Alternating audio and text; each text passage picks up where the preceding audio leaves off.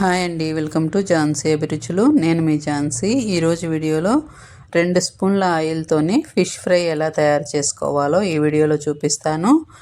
ఆయిల్లో deep fry చేయాల్సిన అవసరం లేకుండా ఇలా ఈజీగా టేస్టీగా ఫిష్ ఫ్రై తయారు చేసుకోవచ్చు. అది ఎలాగో ఈ వీడియోలో చూద్దాం. అందుకోసం నేను ముందుగా ఒక అరకిలో చేపలు తీసుకున్నాను. తర్వాత ఒక మిక్సీ జార్ తీసుకొని అందులోకి జీలకర్ర, మెంతులు, వెల్లుల్లి, ఆనియన్, ఒక చిన్న అల్లం ముక్క వేసుకొని మెత్తగా గ్రైండ్ చేసుకోవాలి ఈ మసాలా అంతటిని. ఇక్కడ నేను తీసుకున్న చేపల పేరు జిలేబీ అంటారు.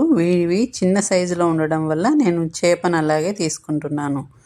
ఇలా గ్రైండ్ చేసుకున్న తర్వాత దీన్ని పక్కన పెట్టుకోవాలి. తర్వాత ఒక బౌల్ తీసుకొని అందులోకి ఒక 2 టేబుల్ స్పూన్ల శనగపిండి వేసుకోవాలి.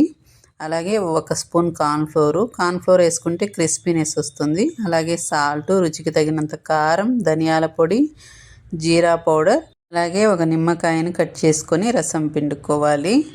తర్వాత మనం గ్రైండ్ చేసి పెట్టుకున్న మసాలాను కూడా ఇందులోకి వేసుకొని దీన్నంతటిని మిక్స్ అయ్యేలాగా కలుపుకోవాలి.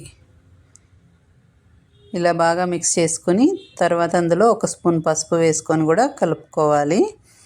ఇలా కలుపుకున్న దాన్ని పక్కన పెట్టుకొని మనం తీసుకున్న చేపల్ని ఇలా సన్నగా ఘాట్లు పెట్టుకోవాలి. అక్కడక్కడ ఇలా ఘాట్లు పెట్టుకోవడం వల్ల మనం పెట్టే మసాలా చేప లోపలి వరకు వెళ్ళి చేపకు మసాలా అంతా బాగా పట్టడం వల్ల మంచి టేస్ట్ వస్తుంది. ఇలా మనం తీసుకున్న చేపలన్నిటినీ ఘాట్లు పెట్టుకోవాలి.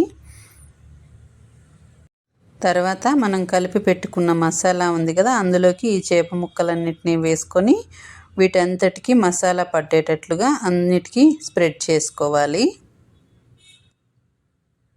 చేప లోపల వైపు బయట అంతా నీట్గా మసాలా పట్టేటట్లుగా పూసి పెట్టుకొని ఒక అరగంట పాటు పక్కన పెట్టుకోవాలి, లేదా ఫ్రిడ్జ్లో అయినా పెట్టుకోవచ్చు.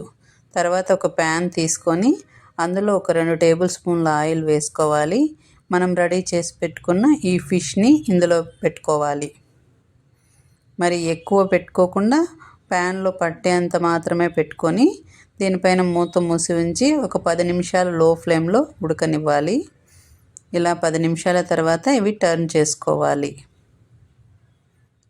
రెండో వైపుకి టర్న్ చేసుకొని బాగా ఫ్రై చేసుకోవాలి. తర్వాత తిరిగి మూత మూసి ఉంచి మరొక 10 నిమిషాలు కుక్ అవ్వనివ్వాలి. చూసారా, 2 వైపులా బాగా కుక్ అయ్యాయి. ఇలా 2 వైపులా బాగా ఫ్రై అయిన తర్వాత ప్యాన్లో నుంచి సపరేట్ చేసుకోవడమే. చూసారుగా ఫిష్ ఫ్రై ఈజీగా ఎలా తయారు చేసుకోవచ్చో.